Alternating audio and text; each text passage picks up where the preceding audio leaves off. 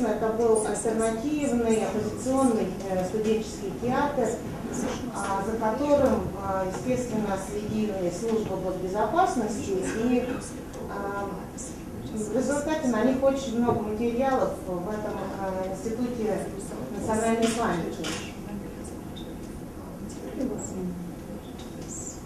И как бы вот такая ситуация, что в основном вся польская интеллигенция вообще протестует против того, чтобы расставку вообще не будем рыться в архивах. И тут вот эти актеры решают все-таки истребовать свои папки и на основании их сделать спектакль.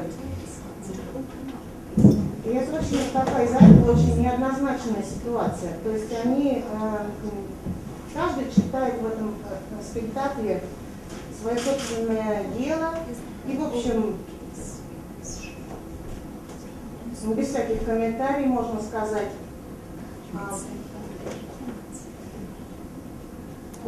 получается немножко, что эти доносы, они становятся такой альтернативной историей этого театра, с одной стороны. С другой стороны, многие, ну ладно, это я не буду навязывать точку зрения.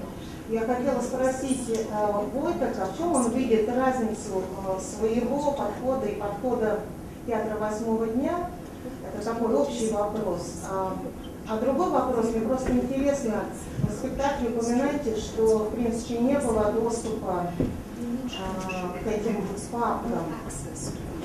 Я просто не могу для себя как-то соотнести эти две ситуации, потому что театр 8-го дня как бы получил этот доступ, и на основании этого делает этот спектакль.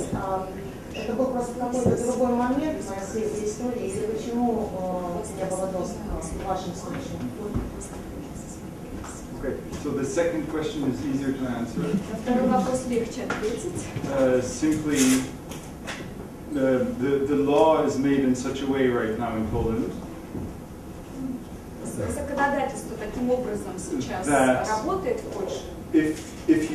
if somebody was a collaborator of the regime, so no, not even that. If somebody was not a victim of the regime, the name in Polish is nobody,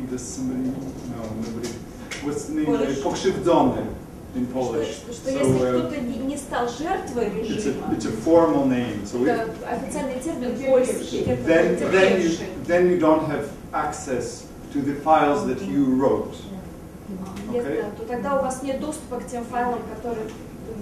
And then only the historians from IPN have access.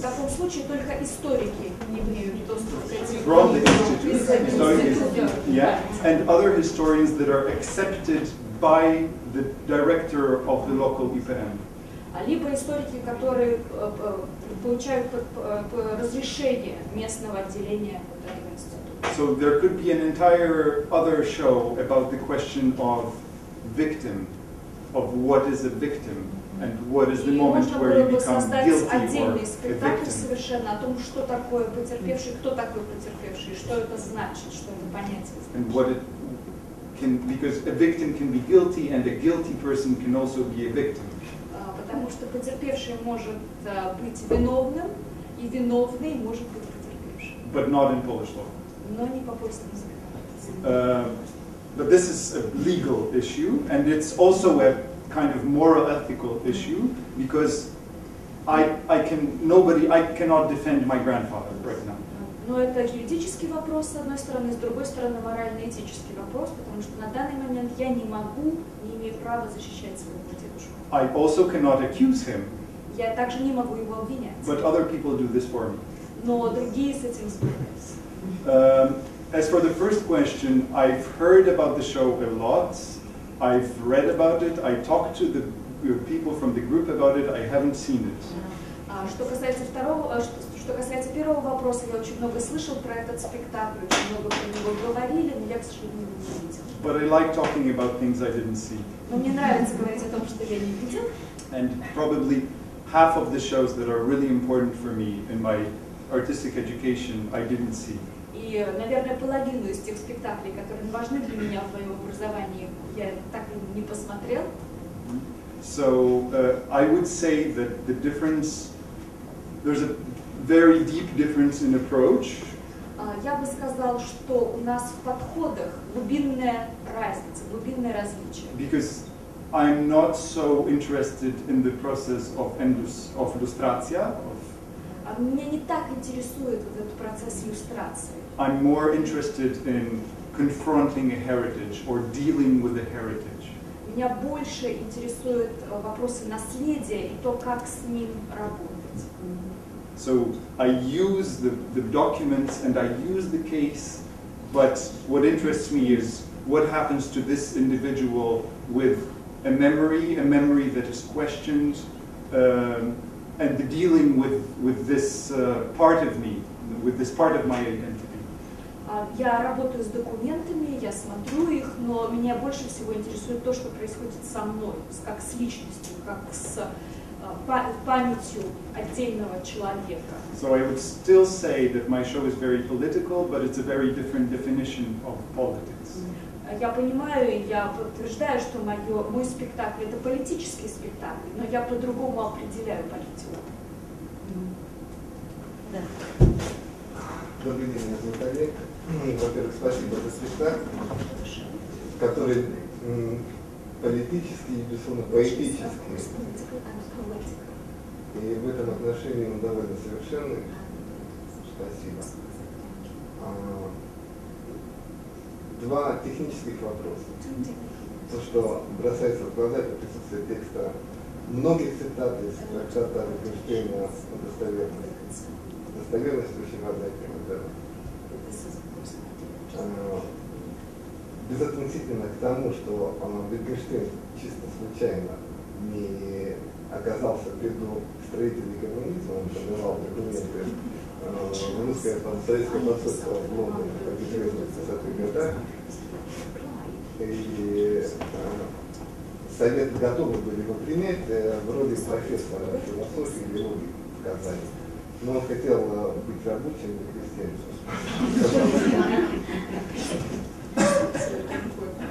Каким образом вы выбирали цитаты? Это один вопрос. И второй вопрос, а не было ли у вас идеи, искушения распространить ваш опыт работы с этим вашим наследием деда через привлечение к диалогу членов вашей семьи, которых тоже беспокоит, вероятно, вот этот сложный факт сотрудничества деда с органами.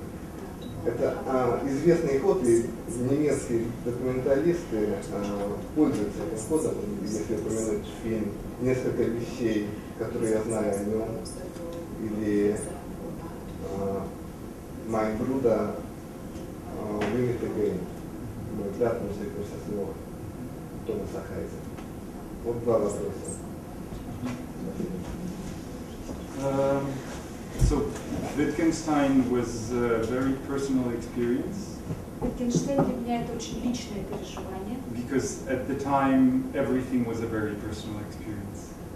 Для меня тогда все было очень личное переживание. So when I say at the end that I was walking through the bookshops and picking up everything, it was really picking up everything. Поэтому, когда я говорю в конце, что я ходил по магазинам и просто все собирал, это действительно было так. Ходил, собирал, выбирал. And I think I have this personal quality which sometimes it's brilliant and wonderful, sometimes it's really irritating, of connecting everything. И у меня есть еще личное качество, иногда оно просто мне очень помогает, иногда раздражает меня. Я все время ищу совпадения и связываю все. So I was reading Uncertainty, and the only thing I could do was, oh, this, oh, this, oh, this, and constantly I felt like he was writing, you know, for me, like we were having a dialogue. Поэтому я читала его работу и все время думала, вот это для меня написано, и это для меня, и это тоже для меня, поэтому мне нужно и то, и то, и то, и то. I think we all have that to some extent. Я думаю, что нам всем это знакомо. I have it in a very irritatingly big extent. Да, у меня это в раздражающе сильном качестве присутствует. So when I read Wittgenstein after writing this, I reread Uncertainty, and I couldn't believe that I found these quotes in something that had nothing to do with it, but nothing, absolutely nothing. It's the whole uncertainty is about something else. И поэтому, когда я перечитывал о достоверности Wittgensteina, а потом перечитал свои цитаты, и потом снова перечитал Wittgensteina, я не мог поверить, что то, что я выбрал, это вот оттуда, потому что вообще о достоверности это про другое. So there are levels of manipulation all around this work, also in the way I deal with the material. Поэтому в этой работе очень много манипуляций, в том числе и в том, как я работал с этим материалом. But I think also it is an answer to your second question, which is, well, I was entering in dialogue with so many things and so many authors and so many sources that there was already too many people talking in there. Но я думаю, что это ответ на ваш второй вопрос, потому что я был уже в диалоге со столькими книгами, источниками и людьми, как следствие этого, что там уже было слишком много диалога с источниками. I had to eliminate, I think, about 6 very nice and important performances because there was no room for these people. Да, мне пришлось, наверное, 6 спектаклей уничтожить в своей голове, потому что просто не было места. The 6 shows, I mean, the 6 references, right? The 6 6 important performances that I talk элементов, about. да, элементов спектакля. And of course, you could say it's a different level from the level of your family because they knew the story. Конечно, это другое, это не совсем то же самое, чем быть в диалоге со членами своей семьи, потому что они знали историю дедушки. But maybe there's a difference between personal and intimate, where personal is something that is a small society, yes, like a family or a small community, and intimate is something that is hitting inside of your head. И, может быть, здесь можно говорить о различиях между личным и интимным, потому что личное все-таки социально, оно предполагает людей, которые вокруг тебя, а интимное это то, что в твоей голове, и то, что там бурлит и не дает тебе спокойно существовать. And then, for me at least, it's easier to talk to people who do not answer directly. И, конечно, мне легче говорить с теми, кто не отвечает. Directly. Не отвечает прямо, да. I did talk to my family while making this, of course. Я, конечно, разговаривала с членами своей семьи, когда делала спектакль. The main source would be my mother. Прежде всего с матерью. But, well, she is still very upset with this story.